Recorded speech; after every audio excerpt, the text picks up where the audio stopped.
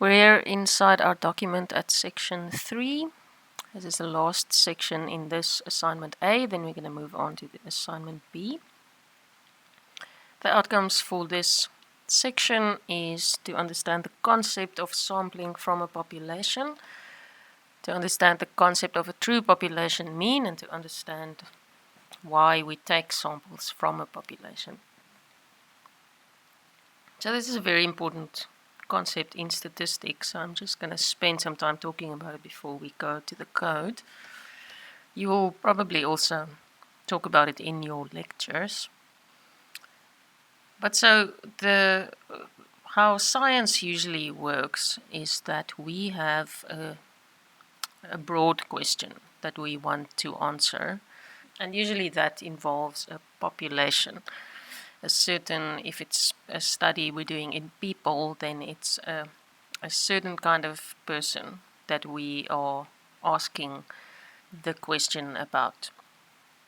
So if you imagine that our scientific question was that we wanted to know the average height of students in Stellenbosch University, how would we answer that question? We would have to measure the heights of all students in Stellenbosch University, and then we work out the average, and then we have the answer that we want.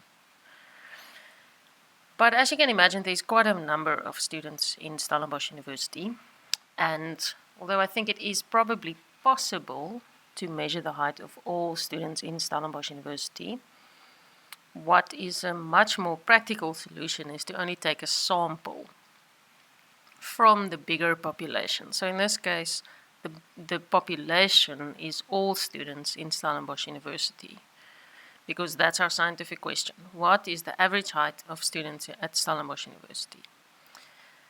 So that's the whole population.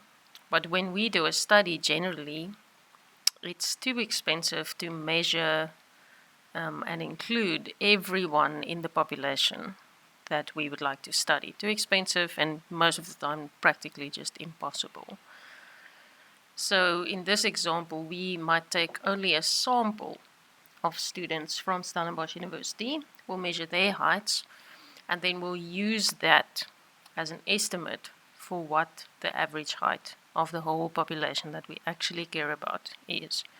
So if we take a sample of 20 students, we measure their heights, we get the average of their heights, then I think you can appreciate we don't care so much about what the heights of those 20 specific students are, because that's not our scientific question. Our scientific question is not what are the average height of these specific 20 students, because most of the time, what would the point of that be?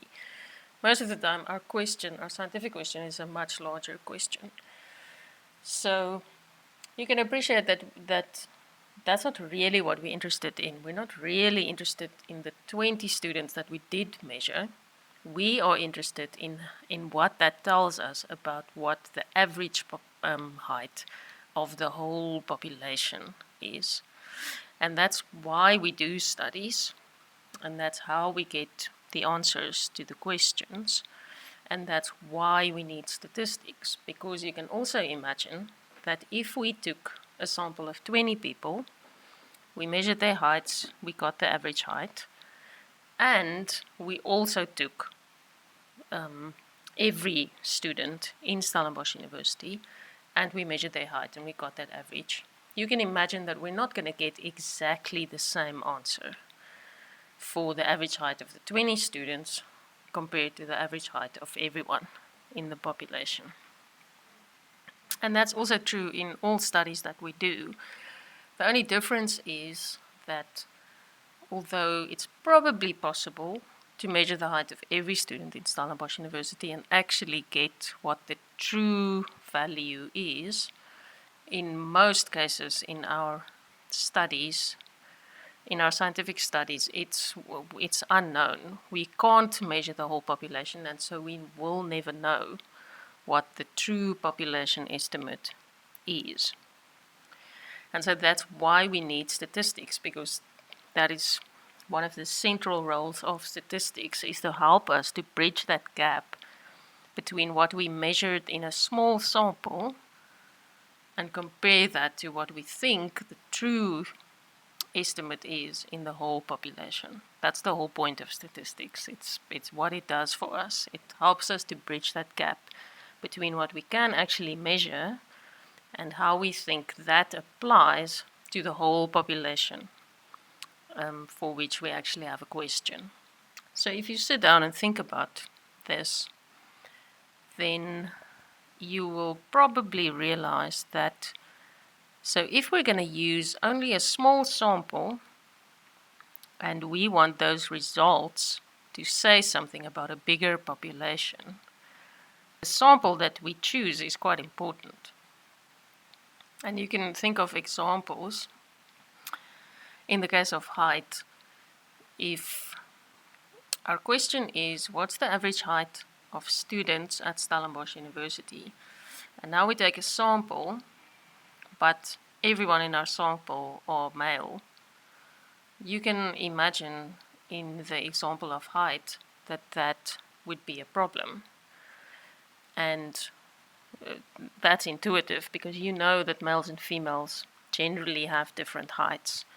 And so you can imagine that it's not going to work for us to measure only males, but then claim that the answer we got, if we measured 20 males, we worked out the average height, and now we report this answer, but we claim that this is an estimate of all students in Stellenbosch University.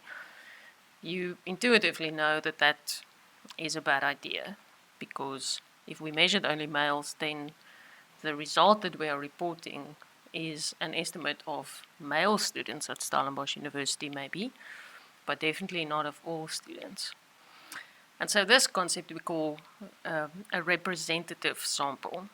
So you can, from that example, appreciate that the sample you take must be representative of the population that your question is about. Otherwise, you will get an answer that isn't generalizable.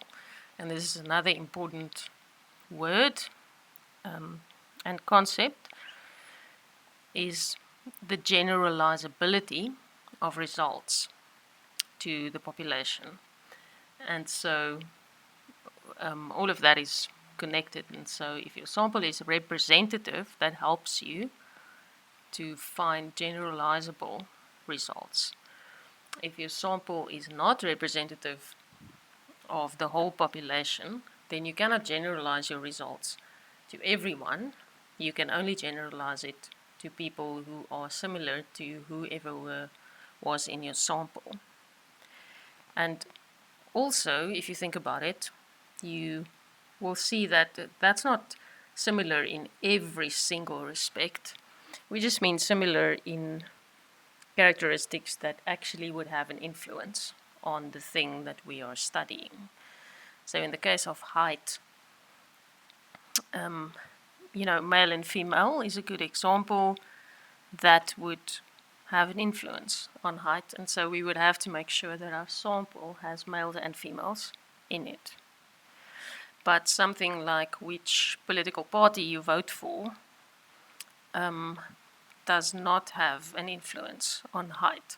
And so our sample that we're taking doesn't have to have somebody from every political party in South Africa, because that has absolutely no influence on the height of students.